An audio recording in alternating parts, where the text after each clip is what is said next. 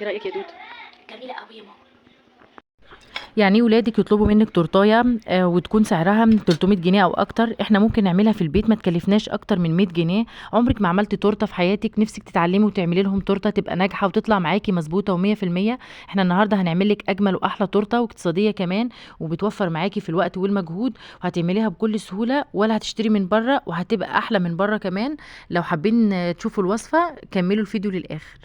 6 بيضات كده هنبدأ نضربهم بالمضرب الكهربي ده. لو عندك عجان برضو عادي بالمضرب السلك بتاعه بتبدأي تضربي لمدة مثلا 5 دقايق 10، وتقدري تحطي المكونات مع بعضها. يبقى احنا جبنا 6 بيضات ضربناهم شوية، ضفنا لهم نص كيلو من دقيق الاسبونج، و3 اكياس من الفانيليا او معلقه من الفانيليا السايله، وتقدري تضيفي لهم برضو معلقه من الخل لو انتم مش متاكدين ان الزفاره مثلا هتتشال وكده. بس تلت اكياس من الفانيليا على 6 بيضات على دي سبونج، تقدروا تجيبوه من اي محل بتاع حلويات او اي سوبر ماركت بيتوفر فيه الحاجات دي. يبقى نص كيلو دقيق من السبونج، 6 بيضات، تلت اكياس من الفانيليا، تقدروا تزودوا الفانيليا براحتكم، نص كوبايه من الميه، ولو في محسن جل تقدروا تضيفوا معلقه صغيره، مفيش عادي خالص، ده كخطوه اختياريه.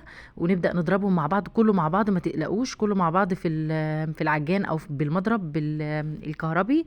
تبداوا تضربوه لغايه ما يعمل معاكم كده زي العجينه الخفيفه، العجينه اللي يعني لا هي تقيله ولا هي خفيفه. وتبداوا تجيبوا صينيه مدهونه سمنه وورقه زبده من الارضيه.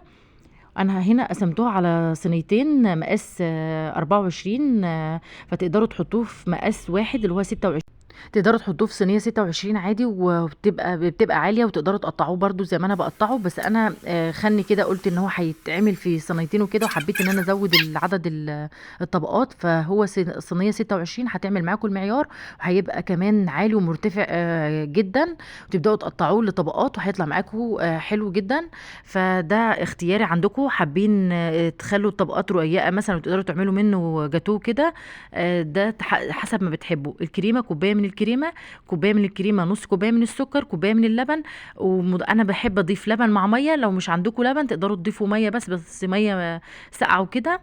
وتبداوا تضربوا الكريمه لغايه ما قوامها يتقل، تدخلوها التلاجة. في الوقت ده التورتايه دخلناها على درجه حراره 180 على الرف اللي في النص، وخدت من فوق ومن تحت، ما خدتش 20 دقيقه بالظبط وبس. وبعد كده قطعناها، وانا هنا دوبت ميه بسكر. اهم انا دايما بسقي التورت ميه بسكر او شربات. فلو مش عندكم شربات او كده، ميه بسكر لو قعدت معاكي اسبوع ولا حاجه ما تبص في التلاجة، دي ميزه الميه بسكر، ما بتهدرش معانا التورت. فاليفضل ان هي الميه اللي هي المحلاه بالسكر، ده افضل حاجه للتورت كمان. لو قعدت معانا في التلاجة لمده اسبوع او اكتر ما بيجراش حاجه للتورت. بس هي عامه هي مش هتقعد ولا يوم ولا اتنين، هي بتخلص في ساعتها من حلاوتها. انا ما جبتش معاكم الطبقات وانا بقطعها، بس هي بسهوله جدا. اول ما بتطلعها من الفرن بتسيبيها تبرد، وبعد كده بتطلعيها بتشيلي منها ورقه الزبده، وتبداي تقطعيها لطبقات. تقدروا تخلوها 3، تقدروا تخلوها 4، زي ما تحبوا. هي هنا جابت معانا 4 طبقات. تبداوا بقى تشيلوا الطبقه اللي فوق دي اللي في الوش دي، عشان هي دي زفاره البيض، او ده البيض كله بيبقى متكون في المنطقه دي، فبيدي معانا زفاره. فاهم حاجه تشيلوا القشره اللي فوق دي، وبعد كده تبداوا تضيفوا كل طبقه بينها وبينها كريمه. التزيين ده خطوة اختيارية حسب الحاجات المتوفرة عندكم بكل سهولة. احنا النهاردة هنعملها تورتة اقتصادية سهلة بسيطة لأي حد ممكن يعملها، حتى المبتدئين كمان. والحاجات متوفرة عندنا كلها، شوية كريمة كده، شوية شوكليت، شوية شوكليت شيبس، أي حاجات اللي هي الحاجات البسيطة دي. انت وذوقك في التزيين، ممكن تعمليها بفواكه، تعمليها بأي حاجة عندكم متوفرة عندكم طبعا ما تحبوا.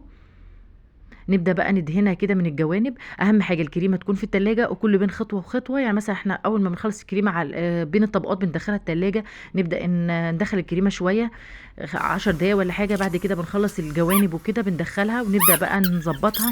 عندكم مثلا سكينة، عندكم اللي هي المسطرة بتاعت التورت، ولا اي حاجة عندكم.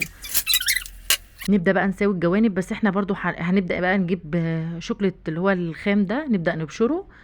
انا بتقدروا تبشروه اللي هو التخين ده، وممكن تعملوه اللي انا عاملاه كده، المقاس اللي هو الخفيف ده، براحتكم. هيلزق بكل سهوله على الكريمه، عشان كمان في كريمه فهتلزق الشوكولاته بكل سهوله، تديها منظر وبتديها طعم برضو جميل وحلو.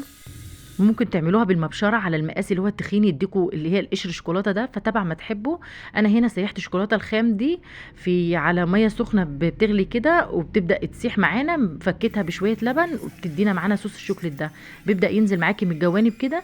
اهم حاجه ما تسيليش الشوكولاته قوي، تحطيها في النص كده وبكل سهوله، عشان كمان مش تنزل مننا كلها. اهم حاجه تكون متماسكه وتدخلها التلاجة، بس برضو مش تدخلها التلاجة مثلا وقت كبير، عشان ممكن تمسك معانا وبرضو نرجع نفكها.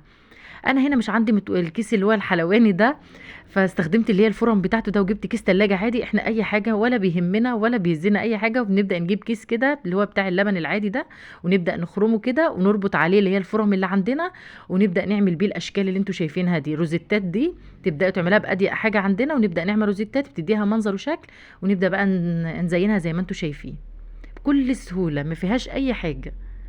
احنا النهارده بنعمل اجمل واحلى تورته، عشان التورته دي ما بتاخدش مننا وقت ولا مجهود. احنا عاملينها بكل سهوله بعمايل ايديكي كده، وتعملي احلى حاجه لاولادك، ومش مضطره تشتريها ب 300 و 350 من بره. احنا هنا عملناها وما كلفتناش اكتر من 100 جنيه.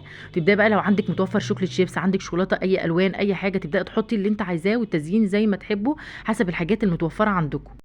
مش عايزه اقول لك احنا وفرنا كام. ولو في عيد ميلاد لاولادك ولا حاجه وحابه تفرحيهم، تقدري تكتبي اي حاجه بالكريمه كمان في النص، وتكتبي مثلا عيد ميلاد سعيد، اي حاجه لاولادك. فرحوا بولادكم لو بحاجه بسيطه، ما تكسلوش. كمان انا بدات اعمل الكريمه الباقيه روزيتات من تحت كده، واديتها شكل كمان حلو.